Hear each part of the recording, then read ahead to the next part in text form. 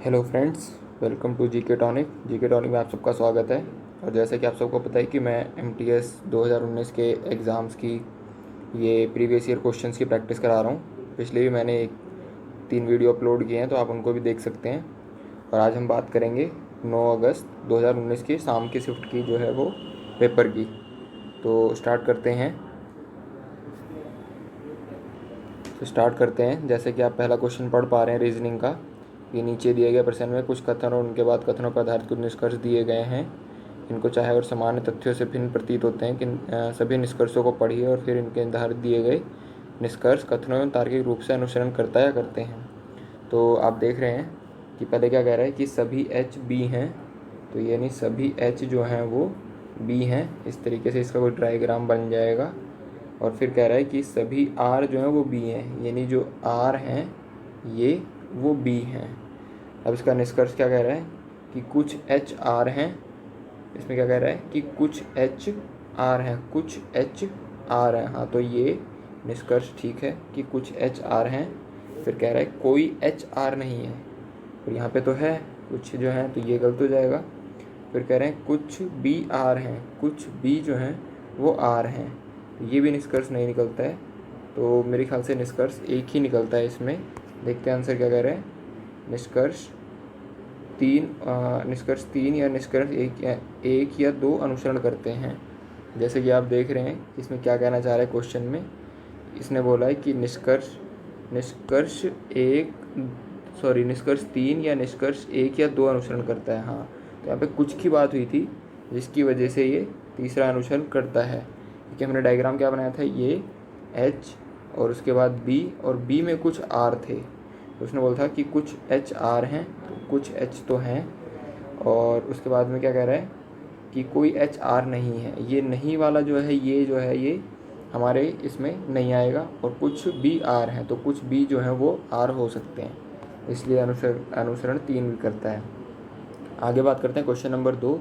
Question number दो कह रहा है निम्नलिखित शिक्षणा में दिए गए किस युग्म की तरह संबंधित दूसरा शब्द प्रयोग में लाया गया है। मतलब ये एक तरीके से, जैसे आर को यहाँ पे 21 लिखा हुआ है, तो 18 3 21 होता है, तो 20 और 3 23, यानी डब्लू होगा। भाई ABCD याद करना बहुत ज़रूरी है, और डब्लू से एक ही ऑप्शन है हमारा तीसरा। आगे बढ़ते हैं।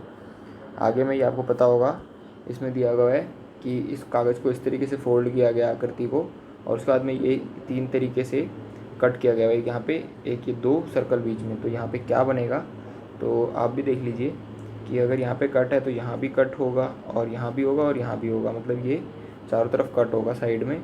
उसके बाद में जो डॉट हैं वो एक यहाँ होगा, मतलब बीच में सर्कल 4 होंगे ऐसे, और फिर उसके बाद में यहाँ पे चारों सर्कल ऐसे ऐसे होंगे। तो ये इस तरीके से बनेगा। तो देखते हैं किस में अनुसरण करता है। अनुसरण 4 करता है, 4 में। आगे बात करते हैं क्वेश्चन नंबर 5। क्वेश्चन नंबर 5 में क्या कह रहा है कि रीज़न को ये लिखा जाता है। तो यानी क्या कह रहा है ये 18 और 1 19, एक जोड़ दिया गया और एक घटा दिया गया, वो यानी 1 + 1 माइनस। तो आगे बात करते हैं हमें कि इसमें क्या करना है। तो ये हमें दिया गया NGLISH, तो एक जोड़ देना है और एक घटा देना है। तो 14 और 1 15, यानी O हमारे 2 ऑप्शन में है। और फिर बात करते हैं एक घटाना है, तो यानी 7 और 8, यानी अब 6 F आएगा। तो ये हमारा ऑप्शन 3 हो जाएगा। आगे चलते हैं क्वेश्चन नंबर 5। क्वेश्चन नंबर 5 में क्या कह रहा है कि AB पर दी गई दर्पण रखा गया है यहाँ पे AB पे, तो आकृति बनेगी। कौन सी आकृति सही प्रतिबिंब बनेगी, यानी R जो है एक तरीके से इसको इस तरफ से दाहिने को पलटा गया है, तो ये R जो है वो तो उल्टा हो जाएगा, फर्स्ट वाला ये सीधा हो जाएगा। और इधर का R जो है वो इधर जाएंगे, जब इस तरीके से पलटेंगे तो R ऐसे सीधा हो जाएगा। तो यहाँ पे भी है, यहाँ पे भी A ऑप्शन में साफ साफ दिख रहा है आपको कि सही है हमारा। Question number 6। क्वेश्चन नंबर 6 में क्या कह रहा है ये, क्वेश्चन नंबर 6 में कह रहा है कि 6 लड़के, ये पढ़ लीजिए क्वेश्चन। क्वेश्चन नंबर 6 में कह रहा है 6 लड़के PQRST G केंद्र की और मुख करके एक वृत्ताकार मेज के बैठे हुए हैं। ज़रूरी नहीं कि वो इसी क्रम में हो। P जो है वो D के दाईं ओर है, G के तुरंत दाईं ओर, यानी 1 2 3 4 5 6। तो ये कह रहे हैं कि जो है P जो है G के तुरंत दाईं ओर है, तो यानी ये P है और ये G है, तो ये इसके दाईं ओर हो गया। फिर Q T के बाईं ओर से दूसरा है। Q जो है वो T के बाईं ओर से दूसरा है, आर एस के बाईं ओर दूसरा है, आर जो है वो एस के बाईं ओर दूसरा है, यानी अगर मैं एस यहाँ रखता हूँ तो इसके बाईं ओर यहाँ पे हो जाएगा, तो ये जो है आर यहाँ आ जाएगा, उसके बाद वो दूसरा है, और जी एस के दाईं ओर दूसरा है, तो ये तो अपना फुल फॉल हो रहा है, एस के दाईं ओर दूसरा है, तो बोल रहा है कि आर तथा टी के मध्य कितने लड़के हैं, तो ये हो गया हमारा आर और ये हो गया टी, तो हमारे दो लड़के हैं, इधर से भी देख लो, इधर से भी देख लो, किधर से भी देख लो, तो ये दो दो हमारा राइट आंसर हो गया। आगे चलते हैं क्वेश्चन नंबर 7 की तरफ। 7 में क्या कह रहा है, निम्नलिखित तीन संख्या युग्म एक निश्चित तरीके से एक समान है और एक असमान है, उस असमान संख्या युग्म का चयन कीजिए। तो यहाँ आप देख रहे होंगे कि ये इसका जो है मेरे ख्याल से डिविजिबल है, 306/18, 6×3 = 18, 6×5 = 6 हाँ, तो ये 6 का मतलब जो ये आगे वाली संख्या है पीछे वाले को पूरा पूरा भाग करती है, लेकिन 37 और 31 ये जो है ये भाग नहीं करता है, तो इसलिए हमारा ये ऑप्शन हो जाएगा। आगे चलते हैं क्वेश्चन नंबर 8। क्वेश्चन नंबर 8 में क्या कह रहा है, दिए गए विकल्पों में से उस संख्या का चयन कीजिए जो निम्नलिखित संख्या के स्थान, मतलब ये क्वेश्चन मार्क के स्थान पर क्या आएगा। तो इसमें हमें दिया हुआ है कि मतलब 36 × 2, 36 दूनी 72 + 1, हाँ ये 36 × 2 दिया हुआ है, और तो इसके आगे करेंगे तो ये फिर 3 हो जाएगा और +1, फिर ये 4 +1, और इसी तरीके से 5 + 1 करेंगे तो ये आ जाएगा, यानी 22 9 5 × 2 में 2, 5 दूनी 10 के 0, हंसी लगा 1, 9 दूनी 18 और 1 19, 1 2 दूनी 4 और 1 5 प्लस में 1, यानी 591 आ जाएगा हमारा आंसर। मतलब कहने का मतलब ये होगा कि ×2 + 1 × 2 + 1 किया हुआ है, आप इस लॉजिक को समझ सकते हैं। आगे बात करते हैं कि अध्ययन को पूरा करें, लुप्त संख्या, यानी यहाँ पे क्वेश्चन मार्क के स्थान पर क्या आएगा। तो यहाँ पे आप देख रहे होंगे कि क्या दिया हुआ है, पहले तो इसको मल्टीप्लाई किया हुआ है, 13 × 6 = 78 - 6, यानी पहले गुणा किया हुआ है और फिर उसको आगे वाली संख्या को घटाया हुआ है, तो 7 × 28 - 4 बराबर में 24, तो 11 × 99 - 9 बटे में मतलब सॉरी बराबर में 90। आगे बात करते हैं क्वेश्चन नंबर 10। क्वेश्चन नंबर 10 में क्या कह रहे हैं, यहाँ भी क्वेश्चन मार्क पे पूछा हुआ है क्या आएगा, तो यहाँ पे देखते हैं। तो ये m होता है हमारा 13, 13 × 5 = 18, 18 × 5 = 23, 23 और 5 b, और b और 5 7, यानी g आएगा। g हमारा 1 नंबर ये देख रहे हैं यहाँ पे स्टार्ट हो रहा है। ऐसी तरीके से आगे भी देख सकते हैं कि क्या हो रहा है इसमें, तो उस तरीके से भी कर सकते हैं। मतलब कहने का मतलब ABCD आपको याद होनी चाहिए एकदम टंग पे, कि आप कोई भी क्वेश्चन देखें और उसमें क्या अप्रोच लग रही है उसको तुरंत अंडरस्टैंड कर जाएं। आगे बात करते हैं 6 बेंच N 1 2 3 4 5 6 एक के ऊपर एक रखे गए हैं, ज़रूरी नहीं कि उसी क्रम में हो। तो आगे बात कर रहा है ये कि N4 केवल N3 तथा N5 के ऊपर है, तो N4 N3 और N5 के ऊपर है। तो उसके बाद कह रहा है कि N1 तथा उसके बाद में कह रहा है कि N2 N3 के 3 स्थान ऊपर है, यानी N2 जो है वो N3 के 3 स्थान, यानी यहाँ पे भी कोई आएगा एक और उसके ऊपर है, तो N1 सबसे ऊपर है हमारा, और फिर N6 यहाँ आएगा। तो पूछा गया इसने निम्नलिखित कथन में कौन सा सही नहीं है, ये कह रहा है N2 N6 के ठीक ऊपर है, हाँ ये सही है। N5 सबसे नीचे है, बिल्कुल सही है। N1 N6 तथा N2 के मध्य में है, नहीं ये गलत हो जाएगा, तो ये नहीं हमारा आंसर, यही हो जाएगा क्योंकि नहीं पूछा है उसने। आगे बात करते हैं क्वेश्चन नंबर 12 में। लैंग्वेज ज़रूर पढ़िए कि पूछा क्या हुआ है, क्योंकि कई बार नहीं और हाँ में हमें लगता है कि अप्रोच कुछ और लग रही है और ऊपर पूछा कुछ और होता है। तो आगे बात करते हैं क्वेश्चन नंबर 12। क्वेश्चन नंबर 12 में पूछा है कि चिन्हों को आपस में बदल कर, मतलब क्या चिन्ह बदले जाएँ कि हमारा 98 हमारा आ जाए। तो बात करते हैं 5 9 16 91 13 = माइनस में 98 लाना है हमें। तो इस तरीके से देखते हैं कि क्या साइन बदलें। तो ऑप्शन में दिया हुआ, वैसे तो आप ऑप्शन भी पुट कर सकते हैं, बट अगर देखा जाए तो यही सही रहेगा, क्योंकि यहाँ पे जो भाग लग रहा है यही छोटा करेगा इस चीज़ को। तो ये भाग हो गया, और फिर हमें प्लस की जगह माइनस लेना है और माइनस की जगह प्लस लेना है, तो बाकी सब कुछ सेम रहेगा। तो 13 × 7 = 91 और 16 × 112 और 9 5 14, ठीक है। तो ये माइनस करोगे, माइनस में 12, तो ये हो जाएगा माइनस का 98, यानी हमारा ऑप्शन नंबर बी बिल्कुल सही है। क्वेश्चन नंबर 13 की बात करते हैं। क्वेश्चन नंबर 13 में क्या कह रहा है कि पैटर्न को आकृति को पूरा करेगी। मतलब अगर देखा जाए तो क्वेश्चन नंबर 13 में क्या कह रहा है कि इस आकृति को पूरा करेगा। तो हम देख लेते हैं, ये यहाँ आ जाएगा पूरा, और जैसे कि देख रहे हैं आप कि फिर इसके बाद में ऊपर जाएगा, तो ये नहीं, ये पूरे में नहीं जाएगा, यहीं तक जाएगा, तो इधर खाली रहेगा। तो ये हमारा ऑप्शन नंबर बी इसको जो है वो बिल्कुल पूरा कर देगा। आगे चलते हैं क्वेश्चन नंबर 14 में। क्वेश्चन नंबर 14 क्या कह रहा है? क्वेश्चन नंबर 14 में बोला हुआ है कि G1 G2 5 6 केंद्र की ओर मुड़ वृत्ताकार, ये वृत्ताकार मेज बोला है, यानी एक मेज है, उसके वृत्ताकार बैठे हुए हैं 6 लोग।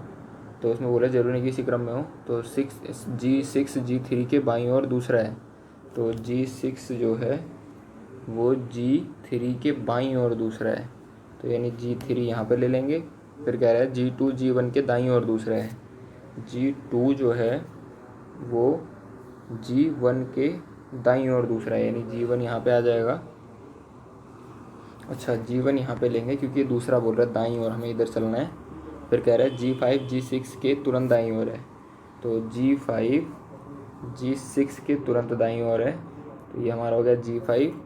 और फिर बचा कौन? G1, तो G4 बचा, तो G4 को हमने यहाँ पे ले लिया। फिर कह रहा है कौन सा दर्जी G3 के दाईं ओर दूसरे स्थान पर बैठा है, तो G3 ये रहा, G3 के दाईं ओर दूसरे स्थान पर G4 ही बैठा है। आपको दिख गया होगा यहाँ पे आंसर, वैसे पर वैसे निकाल भी दिया है मैंने। तो सॉल्व करने की कोशिश करिए गाइस मेरे साथ साथ। आगे बात करते हैं कि प्रो को ये लिखा हुआ है, बॉल को 14 लिखा हुआ है, तो उस भाषा में क्या लिखा जाएगा? तो इस भाषा में जो है ये अगर कहा जाए तो P होता है 16, R 18 और ये होता है 15। तो अगर देखा जाए तो इसमें क्या किया हुआ है इन्होंने,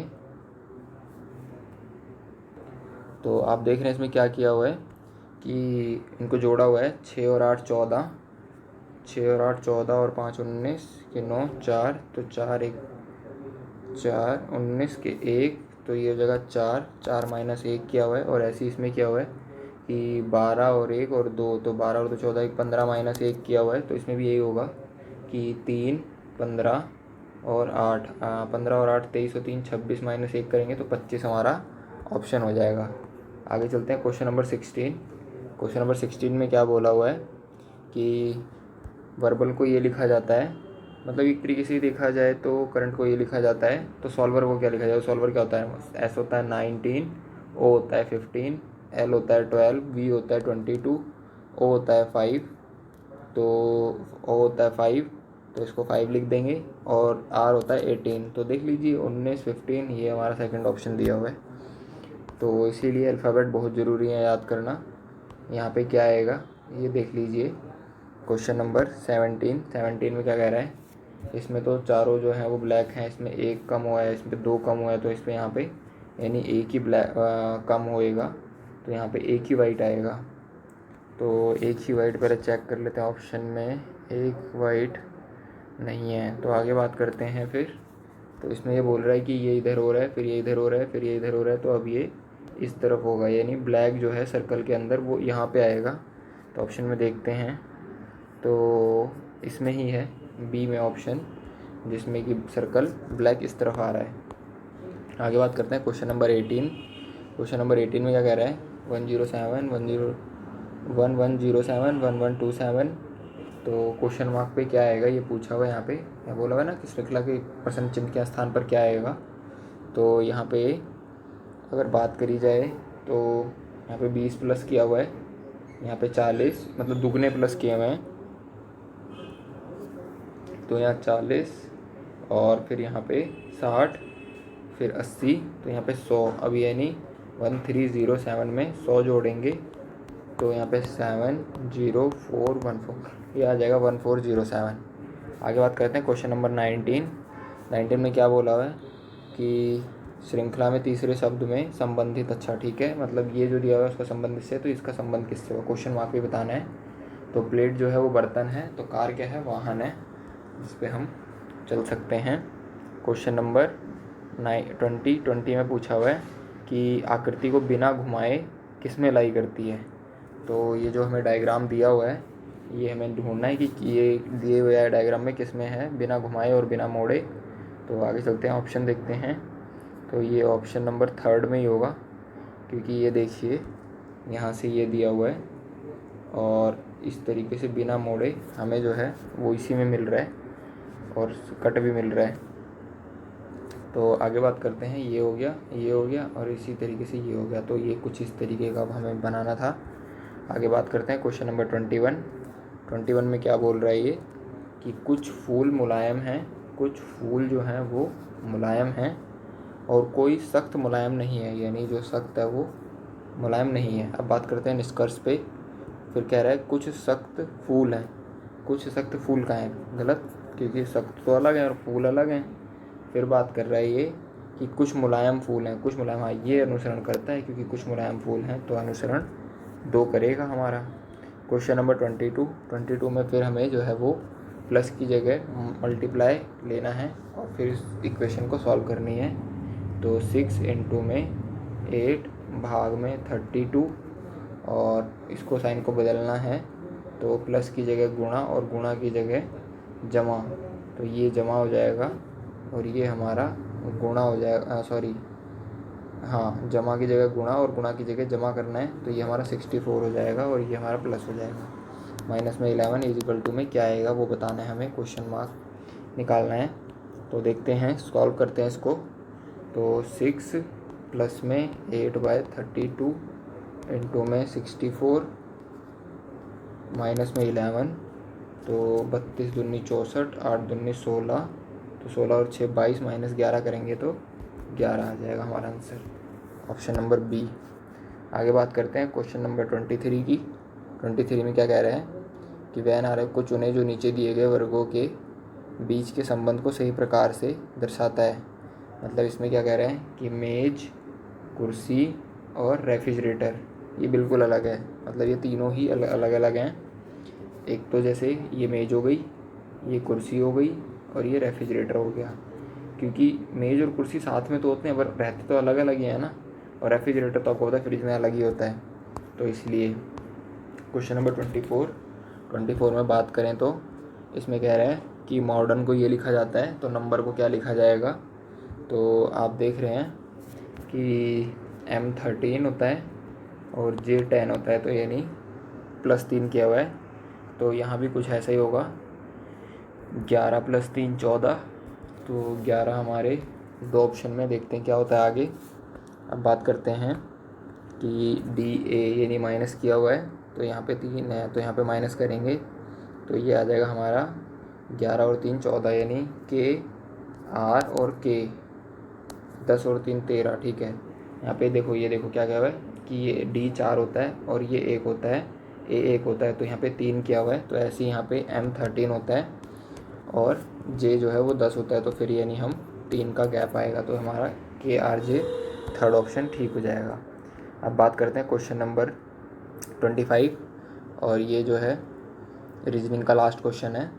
तो बात करते हैं कि चाप जो है वो वृत्त में चाप लगती है, तो उसी तरीके से क्वेश्चन मार्क पे क्या आएगा। तो घड़ी, सुई जो है वो घड़ी में होती है, कमरा जो है वो घर के अंदर होता है, सोफ़ा जो है वो ब्लेड होता है, लेकिन बाइक जो है वो टायर के अंदर नहीं होती है।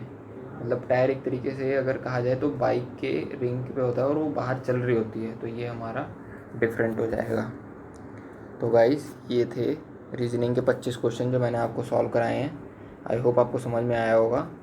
तो इसी तरीके से आप लोग मेहनत करते रहिए, ज़्यादा टाइम नहीं बचा एग्ज़ाम में, और जहाँ पे डाउट आए या नहीं समझ में आया तो वीडियो की हेल्प लीजिए, अदरवाइज़ खुद ही सॉल्व करने की कोशिश करिए। हम SSC MTS मैथ्स के पेपर की, जो कि पेपर है ये 9/8/2019 का, इवनिंग शिफ्ट का।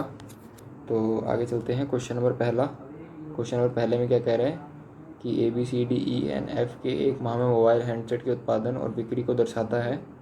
तो इसमें जो है क्वेश्चन नंबर 1 में पूछा हुआ है कि कंपनी ABC कुल मिलाकर बिक्री और ABC कुल मिलाकर उत्पाद यानी 9 7 16 और 3 19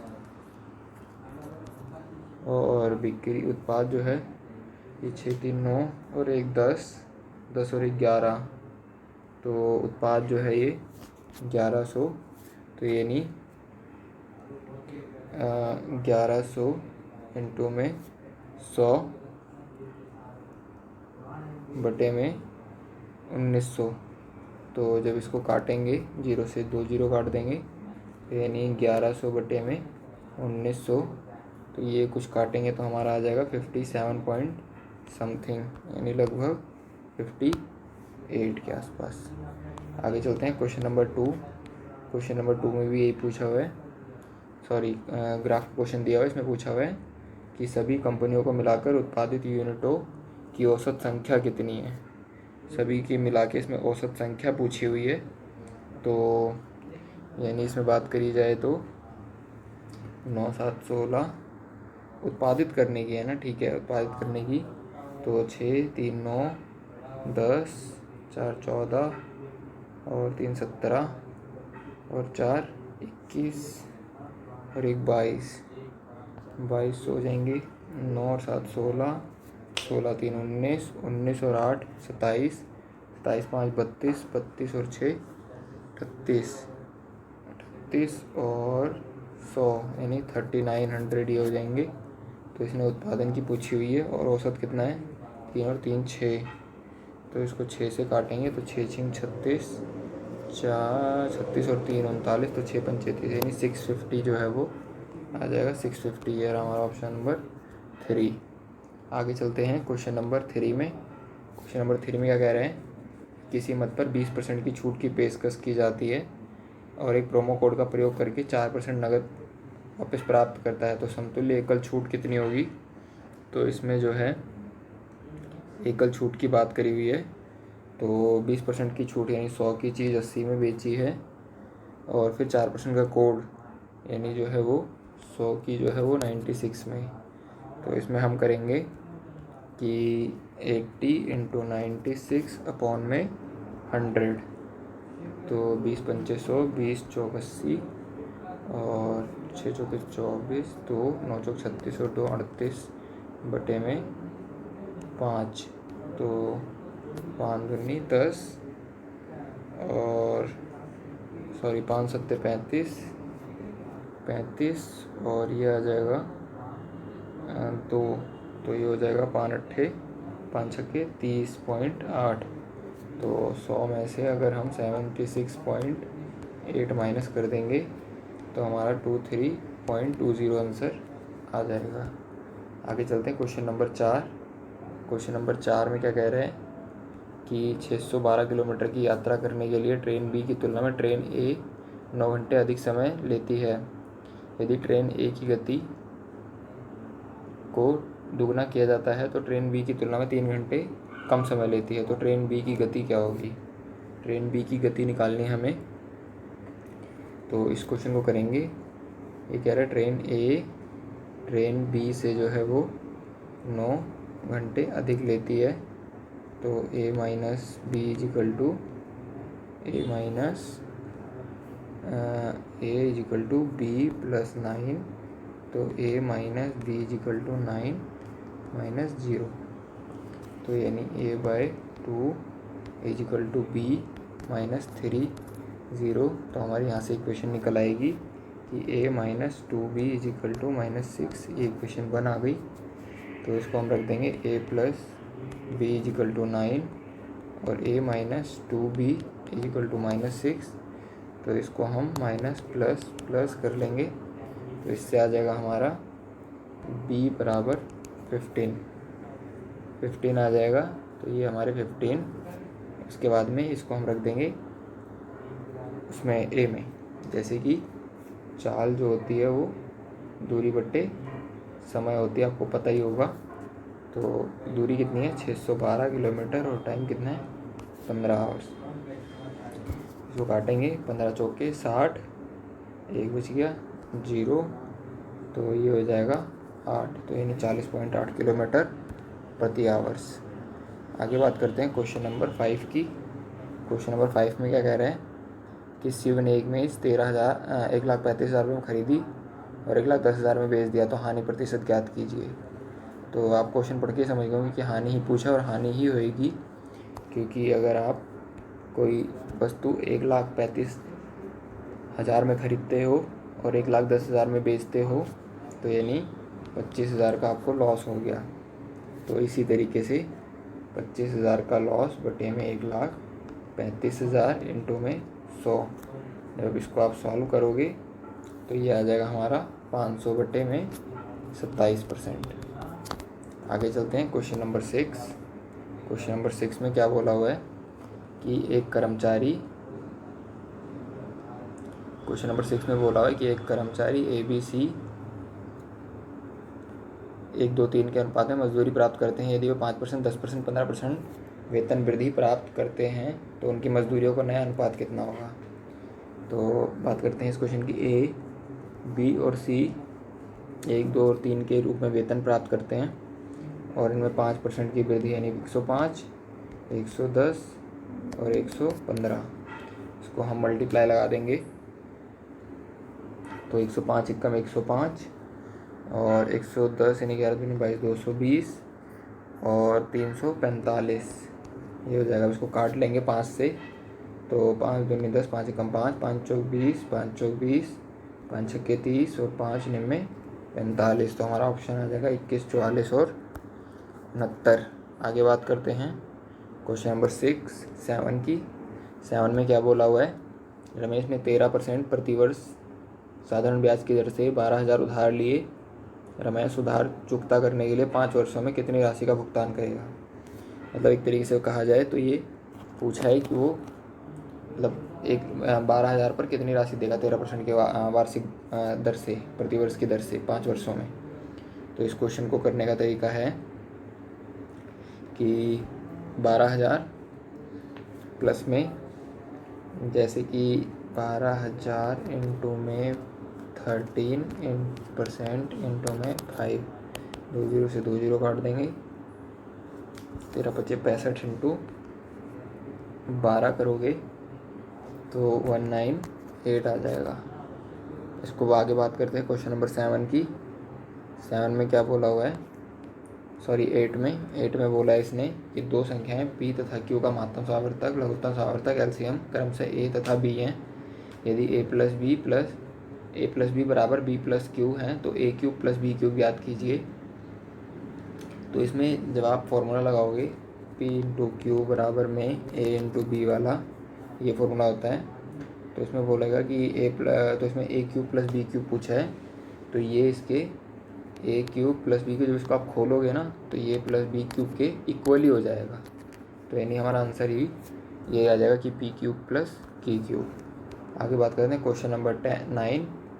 क्वेश्चन नंबर 9 में बोला हुआ है कि 6,000 की राशि 3 वर्ष में कितने प्रतिशत प्रतिवर्ष पर 7986 हो जाएगी यदि ब्याज वार्षिक रूप से संयोजित करती है। तो इसमें हमें ब्याज निकालना एक तरीके से देखा जाए तो ब्याज निकालने के लिए हमें यहाँ पे जगह मैं यहाँ करके दिखा देता हूँ। ब्याज कैसे निकलेगा, 6,000 थी, 6,000 से वो कितनी हो गई 7986, तो 1 प्लस रेट अपॉन में 100, ये फॉर्मूला आपको पता ही होगा। और टाइम हमें दिया हुआ है 3 वर्ष। तो इसको सॉल्व कर लेंगे तो इसको काटेंगे हम तो ये आ जाएगा 1000 अपॉन में 1331। तो ये नहीं आपको पता है कि ये 10 का स्क्वायर क्यूब होती है और ये 11 की क्यूब होती है। तो टाइम हमारा 3 साल दिया ही हुआ है और परसेंटेज निकल जाएगा 10%। तो इसका आंसर हो जाएगा 10%। ठीक है, आगे चलते हैं क्वेश्चन नंबर 5। क्वेश्चन नंबर 5 में बोला हुआ है कि x की पावर 5 भाग में x की पावर 4 की होल क्यूब और भाग में x स्क्वायर लगाना है। तो x स्क्वायर लगाओगे और इसको जब खोलोगे तो ये बन जाएगा x क्यूब बराबर में भाग में x स्क्वायर। तो स्क्वायर से हमारा क्यूब कट जाएगा तो हमारा x आंसर आ जाएगा। मुझे पता होगा कि आप लोगों को आता होगा इसलिए मैं ज़्यादा समझा नहीं रहा हूँ, सिर्फ आप लोगों को मैथ सॉल्व करके दिखा रहा हूँ बस कि कैसे सॉल्यूशन अप्रोच लगानी है हमें पेपर में। इसमें हमसे बहुलक पूछा हुआ है तो बहुलक जो है वो हमारा देखा जाए तो 1 2 3 तो यानी जो बहुलक है यानी 5 की रिपीटेशन ज़्यादा है तो वही हमारा बहुलक हो जाएगा। अब बात करते हैं क्वेश्चन नंबर 12 की। क्वेश्चन नंबर 12 में क्या कह रहे हैं कि मेट्रो ट्रेन की दैनिक टिकट का मूल्य 120 रुपये और मासिक पास का मूल्य 3276 है। तो सोहन मासिक पास खरीदता है और महीने में 30 दिन यात्रा करता है, तो उसकी कितनी प्रतिशत बचत होगी। कहने का मतलब हुआ कि मेट्रो जो दैनिक टिकट है वो 120 रुपये है और अगर 30 दिन तक करेगा तो 12×3=3600 रुपये तो ये हो जाएंगे। और टोटल लगता कितना खर्चा है, तो 3600 में से हम 3276 माइनस कर देंगे तो ये आ जाएगा हमारा 324। तो अब आपको दिख ही गया होगा कि कहीं ना कहीं उसकी प्रॉफिट ही हो रहा है। तो कैसे निकालेंगे, 324 अपॉन में 3600 इंटू में 100,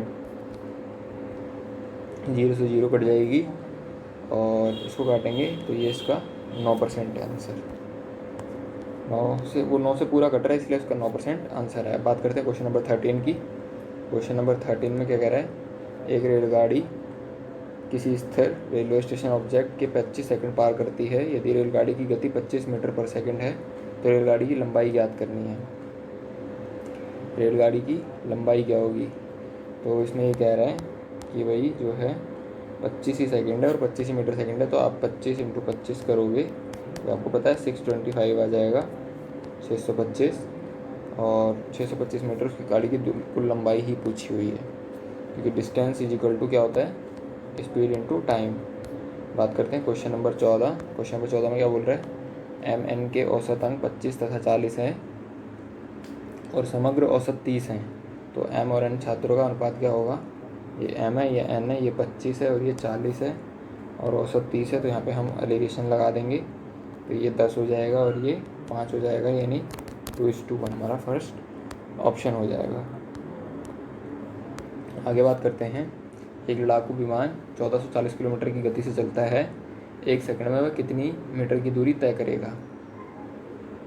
भैया बात हो रही है लड़ाकू विमान की, तो लड़ाकू विमान कितनी दूरी चलता है, 1440 किलोमीटर पर सेकंड, 60 सेकंड में, सॉरी 1 मिनट में 60 सेकंड इंटू 5/18। इसको काटेंगे तो ये 6×2=12, 6×4=24, 6×3=18, 6×4=24, 5×20/3 और इसको काटेंगे अब 1440 को 5/18 से। जैसे कि मैंने अभी सॉल्यूशन दिखाया, आपको दोबारा कर देता हूँ। 1440 इंटू में 5/18, 6×3=18, 6×4=24, सॉरी 6×2=12 और 6×4=24 और 3×8=24, 5×8=40, यानी 400 मीटर की दूरी तय करेगा। बात करते हैं क्वेश्चन नंबर 16। क्वेश्चन नंबर 16 में क्या बोला हुआ है कि A और B दो संख्याएं हैं जिनका अनुपात 6 और तृतीय अनुपात 48 है, तो A और B का मान कितना होगा। तो इसमें आपको पता होगा फॉर्मूला क्या लगता है कि √A×B लगता है, वो हमें 6 दिया हुआ है, तो AB हमारा हो जाएगा 36। ठीक है जी, तो यहाँ से A हमारा क्या आ जाएगा 36 अपॉन में B। ठीक है, अब A और B की वैल्यू हमें जो है वो बतानी है, तो और B और 48 ये हमें दिया हुआ है। ठीक है, इनके बीच में डॉट है, तो यानी AB और B 48 दिया हुआ है। अब आगे क्या करना है वो देखो, A इंटू में 48 = में B² दिया हुआ है, तो यहाँ से हमारा क्या आ जाएगा 36 अपॉन में B इंटू में 48 बराबर में B का स्क्वायर। तो यहाँ से हमें B³ मिल जाएगा। B³ क्या निकलेगा 48 इंटू में 36। अब आगे बात करते हैं कि यहाँ से हम जो है 48 और 36 का मल्टीपल ढूंढ लेंगे, तो ये आपको पता होगा 8×48 और 6×36 ये हो गया। तो B की वैल्यू आ जाएगी हमारी 2×6 यानी 12। तो B हमारा जब 12 आ जाएगा तो इसको अब हम इक्वेशन में रख देंगे और सॉल्व कर लेंगे, यानी A = 3/12। 36/12, तो 12×3 = 36, तो बी हमारा 12 आ गया और ए हमारा 3 आ गया। ये हमारा आंसर हो गया। थोड़ा लेंदी है, कैलकुलेशन लग रही है, बट आप एक दो बार ट्राई करेंगे तो ईजिली हो जाएगा। ये वही क्वेश्चन आएगा कि एक कंपनी की बिक्री का प्रतिशत ज्ञात करें। डायग्राम का क्वेश्चन है।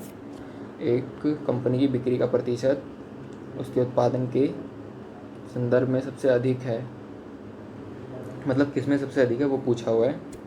तो यहाँ पे देखिए डिफरेंस, यहाँ पे डिफरेंस है कुछ 250 का, तो आई थिंक यही होना चाहिए, क्योंकि यहाँ पे जो है वो 400 का है, यहाँ पे 150 का ही है, यहाँ पे 400 का है। तो इस तरीके से अगर करने लग जाएंगे तो इसमें जो है ए में बिक्री प्रतिशत सबसे अधिक है, जैसे कि 250/9, तो ये आपको दिख गया होगा कि 250 का अंतर जो है वो सबसे ज़्यादा ए में ही है। तो आगे बात करते हैं क्वेश्चन नंबर 18। क्वेश्चन नंबर 18 में क्या कह रहा है, किसी समकोण त्रिभुज का कर्ण 39 है और अन्य दो भुजाओं का अंतर 21 है, तो त्रिभुज का क्षेत्रफल ज्ञात कीजिए।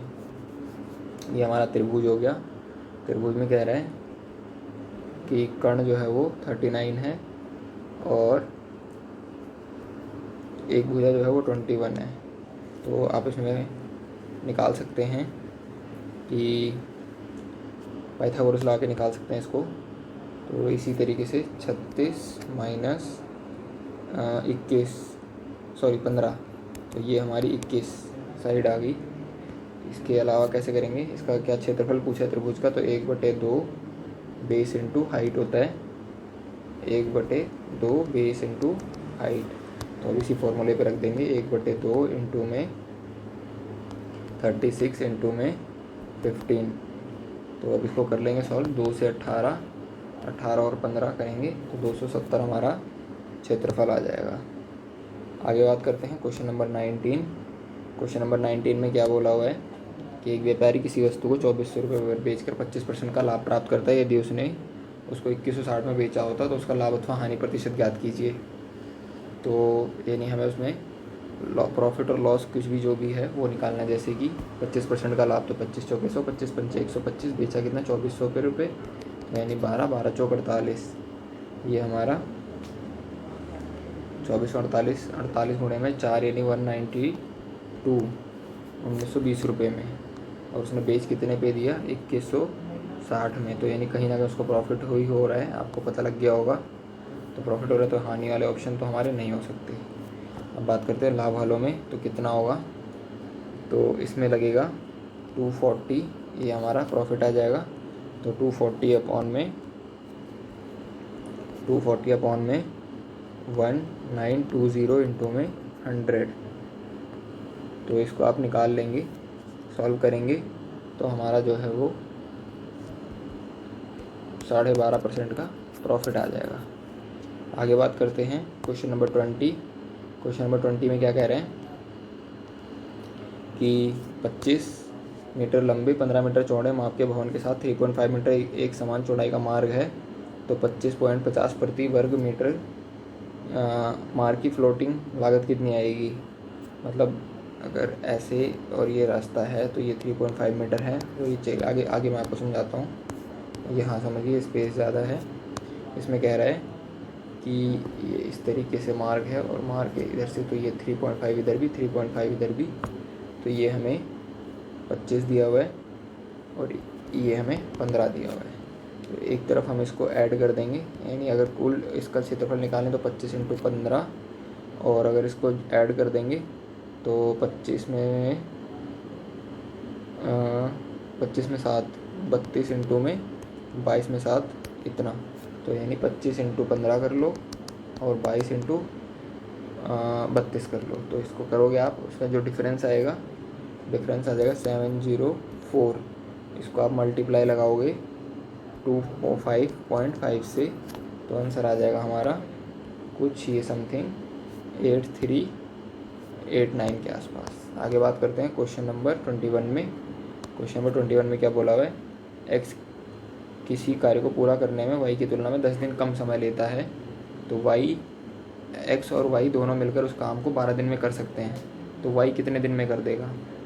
तो कह रहा है एक्स किसी काम को वाई से कम करने में 10 दिन लेता है और दोनों मिलकर उस काम को 12 दिन में कर देंगे। तो अगर मैं बात करूं 20, तो इसका एलसीएम आ जाएगा 2:1 3। तो इस तरीके से करूंगा मैं इसको, तो यहाँ पे आ जाएगा 3 30। एक सेकंड में इसमें ऑप्शन भी पुट कर सकता हूँ, तो पहले मैं ऑप्शन पुट करके देख लेता हूँ कि अगर ये 20 करता है तो वाई जो है वो 30 करता होगा, क्योंकि 10 दिन कम लेता है, वो 30 दिन लेता होगा। तो दोनों मिलकर उसको 12 दिन करते हैं। तो इनका एलसीएम आ गया 60। तो 20 3 60, 30 दूनी 60।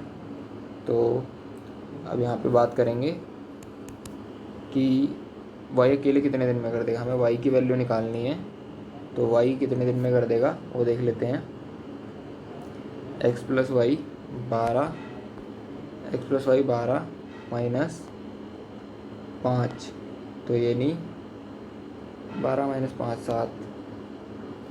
एक मिनट, कैलकुलेशन मिस्टेक हो रही है कहीं इसमें कह रहे हैं x और y ये 20 और ये 30, और ये दोनों कार्य को मिलकर 12 दिन में कर देंगे।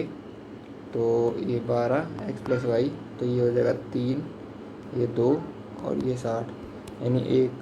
तो ये 60/2 यानी 30 दिन। यानी हमारा ऑप्शन जो है वो 30 दिन सही है, कि मतलब जो हमने माना है ना कि ये 20 दिन करेगा, ये 10 दिन एक्स्ट्रा, तो यानी 30 दिन।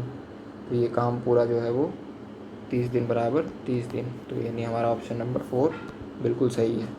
क्वेश्चन नंबर 22 की बात करते हैं। इसमें कह रहे हैं कि क्वेश्चन नंबर 22 में कह रहे हैं कि 1,80,000 का 33.3 से ही 1/3% का 0.15% क्या होगा। तो इसको तो सॉल्यूशन ही है, आप इसको सॉल्व तो खुद ही कर सकते हैं। मैं करके दिखा देता हूँ फिर भी। 3 3 9 3 3 9 और 100/300 इंटू में 15/10,000 चार्जर, क्योंकि पॉइंट डाला दिया मैंने। तो इसको आप सॉल्व करोगे तो ये कुछ 90 आ जाएगा हमारा, क्योंकि 4 0 से तो 4 0 यहीं कट जाएगी। और फिर आगे सॉल्व कर सकते हो आप। कैसे सॉल्व करना मैंने बता दिया आपको। बात करते हैं क्वेश्चन नंबर 23। एक बैग में 3 2 और 3 के अनुपात में 1 50 पैसे और 10 पैसे के सिक्के हैं, जिनकी हमें राशि दी हुई है 25.8 राशि। तो 3 रुपये का एक सिक्का होगा तो 3 रुपये ही होंगे, और अगर 50 पैसे के 2 सिक्के होंगे तो 1 रुपया होगा, और 10 पैसे यानी 0.3 पैसे होंगे। तो 3 और 1 4.3, 4.3 की वैल्यू हमें दी हुई है 25.8। तो इसको आप ऐसे कर सकते हो 25.8 अपॉन में 4.3। तो पॉइंट से पॉइंट हटा दो, और पूछा किसका 50 पैसे के सिक्कों की संख्या, तो इंटू में 2 कर दो, निकल जाएगी। जैसे कि ये इसका जो है 6 गुना होएगा, तो 6 दूनी 12, यानी 12 सिक्के हैं 50 पैसे के। बात करते हैं यही क्वेश्चन नंबर 24 में क्या कह रहे हैं कि 20 लोगों का माध्य 85 तथा, परंतु बाद में पाया गया कि 97 को गलती से 79 पढ़ लिया गया है, तो उसकी वजह से सही माध्य क्या होगा। तो आप या तो एक काम करो कि इसको साथ में कर लो, या अलग अलग कर लो। जैसे 97 में से 79 माइनस कर लो, और उसके बाद जो है इसमें कर दो। तो यानी 85 इंटू 20, 12 दूनी 85 दूनी 170, यानी 1700 में से या तो 97 प्लस करके फिर इसको माइनस कर दो, और या फिर डायरेक्ट ही इसमें से इसको घटा के इसमें से जोड़ दो। तो ये आ जाएगा हमारा कुछ 1718 अपॉन में जो है अवलोकन, यानी 18। 2 अवलोकन तो गलत हो गई, तो ये हमारा कुछ पॉइंटों में आ जाएगा 85.9। तो आप 85.9 आंसर दिया हुआ है हमारा 4। आगे चलते हैं, लास्ट क्वेश्चन इस वीडियो का, क्वेश्चन नंबर 25। यदि किसी वर्ग की भुजा की लंबाई किसी वृत्त के व्यास के बराबर है तथा वर्ग तथा वृत्त का क्षेत्रफल अनुपात क्या होगा। यानी वर्ग की भुजा a स्क्वायर और वृत्त का व्यास के बराबर है, यानी वृत्त का व्यास जो है वो ये है, इसके बराबर है, यानी πr स्क्वायर की। तो ये है, तो वर्ग तथा वृत्त के क्षेत्रफल का अनुपात ज्ञात करना है। तो इसमें हो जाएगा 2r का स्क्वायर बराबर में πr का स्क्वायर। तो πr से πr कट जाएगा, पाई की वैल्यू हमें लेनी है 22/7, जैसे कि 4 पाई इंटू में पाई की वैल्यू तो दी हुई है ना 22/7, तो 7 चौक 28 बराबर में 22। सो काटोगे तो ये आ जाएगा 2 2 2 चौक 8, 2 1 2 यानी 14:11 हमारा आंसर आ जाएगा। आई होप ये वीडियो काफ़ी आपको हेल्पफुल रही होगी मैथ्स की।